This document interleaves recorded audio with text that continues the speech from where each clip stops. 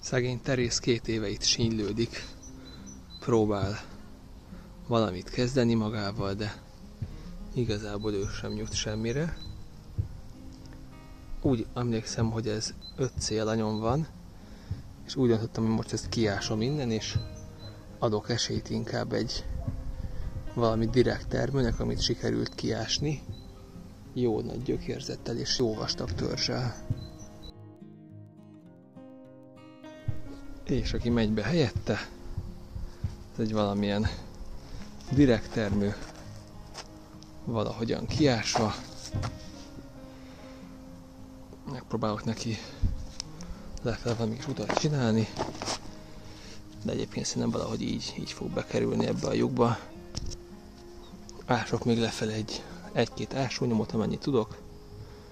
Megválogatom itt szépen a gyökereket rajta, mert látszik, hogy itt-ott el van törve, és bízunk benne, hogy ez majd meghozza a kívánt áttörést.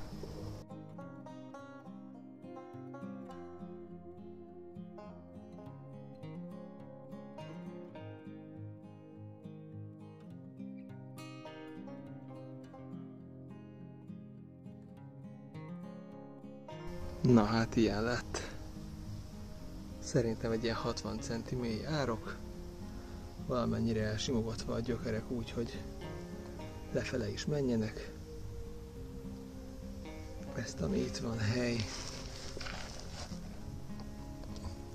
ezt átszőjék, és már csak bízni kell benne, hogy ez az elindulni akaró direkt termő, aminek látszik, hogy itt-ott vannak már szép rügykezdeményezései. Ez meg fog itt maradni. Minden gyökérnek a végét visszavágtam a fehér részekig, de sokat nem szedtem le belőlük, mert ezt, ha minden jól megy, idén majd átoltom.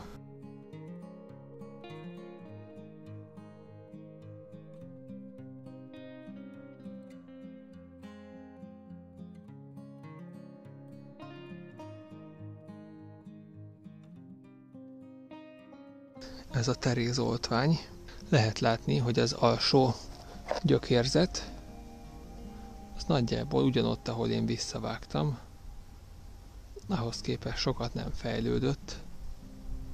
Van rajta néhány ilyen világosabb kis gyökérhajtás, de egyébként én többet vártam volna egy 2 éves oltványtól, nagyobb gyökérzetet. Amit látszik, azért ez mindig rendesen vissza volt metszve. Mármint hát pont egyszer volt rendesen visszametszve. Az is látszik, hogy ezen a 40 centis alanyvesszőn az egykori rügyeknek a helyén kezdődtek meg a gyökeresedések. Itt középen az egyik irányba hozott 4-5 darab ilyen kis bajuszkát, és legfelül a harmadgyökerek, na azok pont úgy erősödtek meg, és hát pont úgy is jöttek ki, mármint a földből, amilyen igazából tök jó lenne, hogyha 40 centivel mélyebben lett volna. Ezeket a harmadgyökereket el kellett volna tavaly távolítani, és hogy miért is fontosak a harmadgyökerek, azt a jobb felső sarokban látható kis linken elmagyarázom. Szóval ilyen a Teréz. 2 év alatt ennyire sikerült szegénynek jutnia. Bízom benne, hogy majd a direkt termő ennél jobban fog gyökeresedni, márpedig ennél szerintem csak jobban lehet gyökeresedni, főleg ha azt nézzük, hogy a saját gyökéren lévő ukrán fajták mennyire erős növekedést hoztak az elmúlt 1,5-2 évben. Ez a videó is remélem, hogy hasznos volt. Ha te is hasonló problémákkal küzdesz, akkor kérlek írd meg a kommentekben, hogy neked mi az, ami segített, vagy éppen mit tapasztaltál. Ne felejts el feliratkozni, és nyomni egy lájkot is, hogy az algoritmus jobban pörögjön.